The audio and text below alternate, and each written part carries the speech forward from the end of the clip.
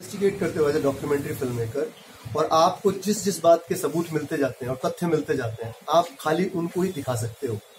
अगर मेरे पास सबूत नहीं है तो मैं डॉक्यूमेंटेशन नहीं कर सकता उनका। तो मुझे जितनी चीजों के सबूत मिले उनको हर बार मैं खत्म कर लेता हूँ। आप बहुत आई नो आपके मन में बहुत सारे सवाल होंगे और आपके एक सवाल का पहले मैं आंसर दे दूंगा तो दूसरे का भी दे पाऊंगा। तो मैं किसी को क्लीन चिट देने वाला कोई नहीं। उस फैक्ट जो मिलते गए और उससे जो श्रृंखला बनती गई, मुझे लगा ये सिर्फ जाट आंदोलन की बात नहीं, ये चाहे गुर्जर आंदोलन हो, पटेल आंदोलन हो, सब में कुछ न कुछ ऐसा आपको देखने को मिलता है। जहाँ कोई भी आंदोलन शुरू होता है उसमें नए नए नाम जुड़ते हैं, चाहे वो ये शाहीन बाग का ही आंदोलन लगा लो आज जो नया आ चुका है, या फिर वो जेएनयू का आंदोलन लगा दीजिए। हर एक की एक पूरी की पूरी तह रहती है जो हमें कभी पता नहीं चलती। मैंने तो सिर्फ एक की तह खोजने की कोशिश की और उसमें मेरे 2 साल निकल गए। तो अगर सच्ची में जर्नलिज्म या कुछ करना चाहते हो, आपको मेहनत करके ढूंढना पड़ता है। मैंने सीएम से लेके और स्टूडेंट तक जितने भी लोग थे 37 दिन उन सबको शूट किया है all over Haryana. Police officer से लेके लॉयर से लेके जो इन्वेस्टिगेट टीम कर रही है उनसे लेके, कि ऑफिशियली नहीं ला सकता मैं उनको, लेकिन मैं जान सकता हूँ कि भाई मैं डॉक्यूमेंट्री बना रहा हूँ, ठीक है कि नहीं। इसीलिए वो पेपर भी, कोर्ट के पेपर भी यूज किए हैं, लॉयर्स को यूज किया है। तो जो जो चीजें निकलती गई और जिनके तथ्य मिलते गए मैंने सामने रख दी। अगर आप ये बाहर निकल के बोलते हैं कि मैंने क्लीन चिट दे दी है जाटों को, तो मैं नहीं बोल रहा, वो तथ्य बोल रहे हैं ना। मैं देना चाहता, मैं कौन हूँ, मैं जज नहीं। बहुत और भी ना सर, इसमें जैसे पंजाबी, जैसे रोहतक में पंजाबी बहुत ज्यादा नुकसान हुआ था, वो चीज कोई पंजाबी मतलब आपको नहीं, वहाँ पे रोहतक में आप विजिट नहीं करे? नहीं, बिल्कुल आपने देखा नहीं कैसे घर जल रहे थे। मैं कितने लोगों को दिखाता सकता हूँ रोते हुए। सर ये बताएं, 1-1.5 घंटे की फिल्म मैं आंसर देता हूँ। आपने सैनी का घर देखा टूटते हुए? सैनी का ही ज्यादा, ठीक है, क्यों देखा आपने? क्योंकि वो दोनों कम्युनिटी क्लैश हो गई थी, हर एक का नुकसान हुआ है। सिर्फ जाट पंजाबी की बात नहीं है। आप सिर्फ पंजाबी और जाटों को मत सोचिए, आप सोचिए भाई दूसरी कास्ट भी है, हमसे अलावा बहुत है, 35-36 कास्ट है, सबका नुकसान हुआ है। तो हमें सिर्फ अपनी कास्ट के बारे में नहीं सोचना है। मेरा क्या अनुमान है सर? ठीक है, क्योंकि जाटों को ऐसे कहते थे, ऐसे इसलिए भड़का क्योंकि वो मुख्यमंत्री पंजाबी है, तो पंजाबियों के खिलाफ उन्होंने ज्यादा मतलब वो कर दिया था। आपने देखा फिल्म में कि वो पंजाबी मुख्यमंत्री से सारी बातें की गई हैं और उन्होंने कैसे बताया है। हाँ, अगर मेरे को ऐसा, अगर फिल्म में ऐसा दिखाना होता तो मैं उनका इंटरव्यू नहीं दिखाता। मैंने दिखाया कि नहीं भाई, ये मुख्यमंत्री कुछ और कह रहा है और इसने ये इंस्टिगेट भी नहीं किया जो लोग कह रहे थे। मैं चाहता तो बकवास की बातें 10 दिखा के उनके खिलाफ में दिखा दूं, बट इंटेंशन ही नहीं है वो। मैं कह रहा हूँ हमें जाट पंजाबी से ऊपर उठना पड़ेगा। That's very important for us. Sir Bhupinder ji Hooda ji ने क्यों अपना वापस ले लिया इंटरव्यू? सर, आप कोई भी बड़ा नेता है, अगर आप उसका इंटरव्यू लेते हैं, अगर वो आपको मना कर देता है इंटरव्यू देने के बाद, तो आप नहीं कर सकते उनसे सवाल जवाब। मैं सबसे एक साइन करवाता हूँ पेपर कि आप जो इंटरव्यू दे रहे हैं क्या आप इससे सहमत हैं, मैं इसको कहीं भी दिखा सकता हूँ, ऐसे पेपर होता है। तो जब हम उससे साइन करवाने गए, उसने कहा आप हमारा इंटरव्यू मत दिखाइए। मुझे उनकी रीजन नहीं पता। रीजन बीइंग उस वक्त वो सब उनके ऊपर ईडी की वो रेड चल रही थी बहुत सारी। हो सकता है कुछ मानसिक तनाव, हो सकता है ये भी कि उनको लग रहा हो कि मैं किसी दूसरे ग्रुप से आया, उनसे लेके चला गया।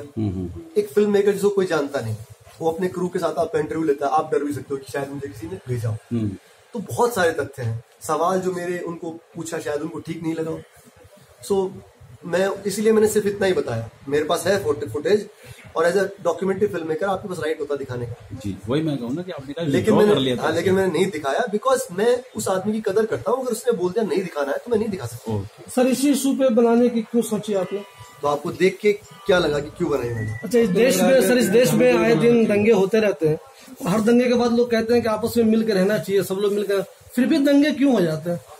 तो वही जानने की कोशिश मेरी भी थी कि बचपन से मैं देखता हूँ दंगे हो जाते हैं हर जगह कहीं पे भी, और हम सिर्फ मुंह दर्शक रहते हैं, या हमारा कोई भाई भतीजा गया होता है और हम दुखी होते हैं। तो मुझे लगा कि कम से कम एक ऐसी जगह है जो हरियाणा, जिसको मैं जानता हूँ, जिसकी मैं रिसर्च कर सकता हूँ, जो मेरे सिस्टम में आती है। तो मैंने फाइंड आउट करने की कोशिश की हो, और जब मैंने फाइंड आउट करने की कोशिश की तो मुझे पता लगा कि दंगे होने में बहुत अलग अलग तत्व इन्वॉल्व हो जाते हैं, असामाजिक, सामाजिक, पॉलिटिकल, नॉन पॉलिटिकल। पर सोसाइटी क्यों गिर जाती है? सोसाइटी क्यों एक दूसरे की दुकान में जाने लग जाती है? सोसाइटी क्यों एक दूसरे को मारने लग जाती है? जो लोग 20 साल से एक साथ रहते हैं, हाँ, वो उनको लूट लेते हैं, क्यों? ऐसी नफरत कहाँ से आ जाती है? तो इस पे वही जो उसने कहा भी है, क्यों ये नहीं होना चाहिए कि हम एक दूसरे के प्रति भेदभाव करने लग जाए, नफरत फैलाएं। वही आइडिया है कि डॉक्यूमेंट्री देख के लोग एटलीस्ट जाने की एक्चुअली में क्या हुआ है, और आई होप फ्यूचर में इसको देख के लोग समझे कि यार मैं क्यों जाऊँ किसी का घर जाने के लिए, गलत है। तो यही एक जिन लोगों ने गलत रिपोर्टिंग की उनकी वजह से कुछ हुआ, मैं जानता हूँ कुछ लोगों को। हाँ, उनके बारे में क्या कहेंगे? ऐसे जर्नलिस्टों को क्या नसीहत देंगे जिनकी गलत रिपोर्टिंग से भी बहुत नुकसान हुआ? आज भी कुछ लोग कर रहे हैं, काम हर जगह। मुझे लगता है जो जर्नलिस्ट ऐसा कर रहे हैं वो अपने प्रोफेशन के साथ धोखा कर रहे हैं। जब भी आप वो कहते हैं जिसमें थाली में खा रहे हो उसी में छेद कर रहे हो वाली बात हो गई है। और अगर आप जर्नलिस्ट हो और आपने ढंग से जाके इन्वेस्टिगेट नहीं किया तो आपको कोई अधिकार नहीं है स्टोरी किसी और के पेज से उठा के खाली चिपका जाने का, खासकर ऐसे टाइम में जहां कुछ भी ट्रेंडिंग होने लग जाता है फेसबुक और इंस्टाग्राम पे, और आप अरे तेरी तो जल गया, अरे उसको मार दिया, अरे वो लेके जा रहा था भाई, आपको पता ही नहीं सच्चाई क्या है और हम तुरंत शेयर कर लेते हैं, तो हम अचानक भागीदार बन जाते हैं उसके। पहले जाने सच क्या है उसके बाद ही शेयर करें, ना तो मत करें। कुलदीप जी, जो आप मूवी आपने क्या सोच रखा? अच्छा, चीर हरण का मैंने पहले ही बताया था कि मुझे ऐसा लगा कि चीर हरण पूरी सोसाइटी का हुआ है, हरियाणा का हुआ है, जिस तरह से जलाया गया है, तो जिस तरह से लोग मरे हैं, मुझे ऐसा लगा जिस तरह से अब कुरुक्षेत्र में महाभारत घटित, तो जो अपना गीता ज्ञान है सब वहीं हुआ है, मेन युद्ध वहीं हुआ है, तो मुझे ऐसे उसका रिफ्लेक्शन रहता है कि हमारी सोसाइटी के साथ एग्जैक्टली वही हुआ जो कौरवों ने अपनी भाभी के साथ किया। वो भी तो घर की महिला थी ना उनकी, द्रौपदी कोई बाहर की महिला नहीं थी। यहाँ भी हमारे ही लोग थे और हम अपने ही स्टेट को जला रहे हैं, इससे बुरा क्या होगा? तो चीर हरण मुझे सोसाइटी का लगा। सर, इस देश में आए दिन दंगे कहीं ना कहीं हो ही जाते हैं, तो आपका इरादा कुछ आने वाले दिनों में कुछ ऐसे किसी दंगे पर डॉक्यूमेंट्री का इरादा है आपका? सर अभी बहुत मुश्किल है, क्योंकि इस डॉक्यूमेंट्री ने ना मेरी लाइफ के 4 साल लिए और मेरे को मतलब डिप्रेशन में डाल के हॉस्पिटलाइज कर दिया। तो मैं अभी कमर्शियल फिल्म बना रहा हूँ। सर ऐसा कुछ लग रहा है कि आपको इस डॉक्यूमेंट्री में लोग प्रोटेस्ट करेंगे, हंगामा शुरू हो जाएगा? मुझे नहीं लगता। आपको देख के ऐसा लगा कि ऐसा हो सकता है इससे? नहीं तो आप तो बैलेंस मेरे से सवाल किया, इसलिए मैंने बैलेंस तो थे आप कि मैं नहीं चाहता कि किसी को नीचा दिखा के आप ऊपर उठो या कुछ करो। मेरा मानना है कि आप तथ्य दिखा दो, ऑडियंस को डिसाइड करने दो। और touch wood, as I told you before also, कि खुद जज साहब जिन्होंने फिल्म पास की उन्होंने लिखा है कि it is one of the most unbiased documentary he has seen.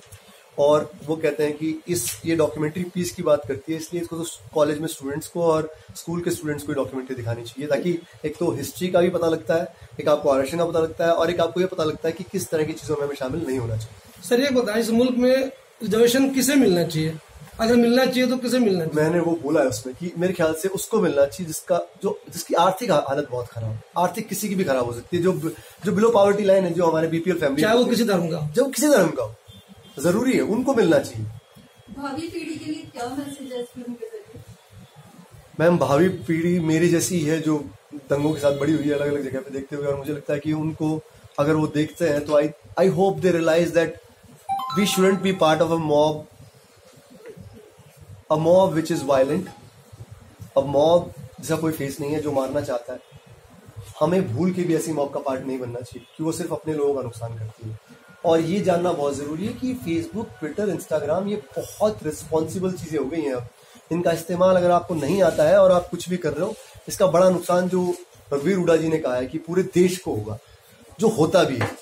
वो सारा वो जो सब कहते हैं कि हमारी जो कमाई है उसी का हिस्सा तो हमारे सब इंफ्रास्ट्रक्चर में जाता है। तो जब भी हम कुछ जलाते हैं, बस किसी का घर कुछ भी, तो वो हमारा ही पैसा जा रहा है।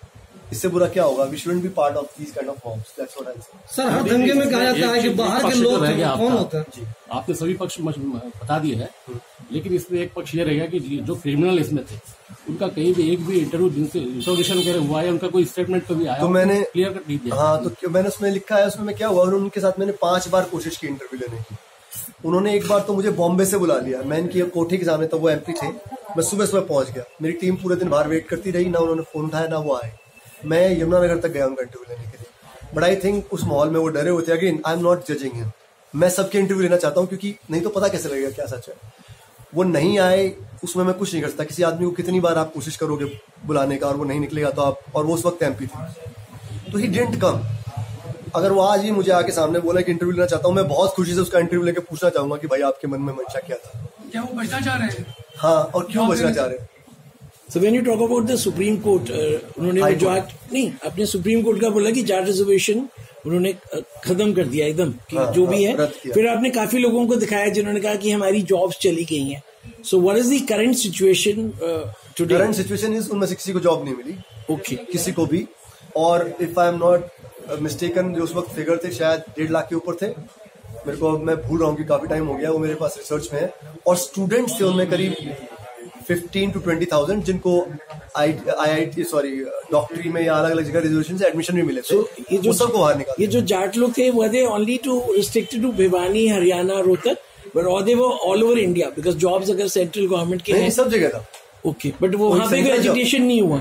नहीं, क्योंकि वहाँ फरीदाबाद में भी नहीं हुआ, मतलब it is restricted to one belt of. वो बताता हूँ मैं आपको क्या रीजन है कि फरीदाबाद जो आपने उसमें जो होर्डिंग देखे थे ना, वो लोग लेके आते वो फरीदाबादी था। ओके, ठीक है। सो आप कई बार अगर एक जगह कुछ बहुत ज्यादा भड़क जाए तो बाकी जगह छोटी दिखती है। इधर इतने दंगे फैल गए कि बाकी सब जगह उनके सामने मलायन होगी। बाकी तो यूपी से लेकर राजस्थान से पंजाब में हर जगह हुआ है। इसमें भी फील की सैनी वर्सेस जाट का कुछ पोर्ट्रेयल हुआ है? नहीं, मैंने सैनी वर्सेस जाट को दिखाया कि सैनी वर्सेस जाट होना नहीं चाहिए, दोनों किसानी कम्युनिटी है, ठीक है, और दोनों बहुत सालों से बहुत अच्छे से रह भी रही है हरियाणा में। उनके अंदर सिर्फ एक दो आदमी आके कुछ बकवास कर जाए, उसकी वजह से दरार आ जाए, वो नहीं होना चाहिए। और वो उनका यूथ जो सैनी धर्मशाला में बोल रहा है बाद में, क्या they all want peace, we all want peace, so that's very important. Thank you. Thank you sir.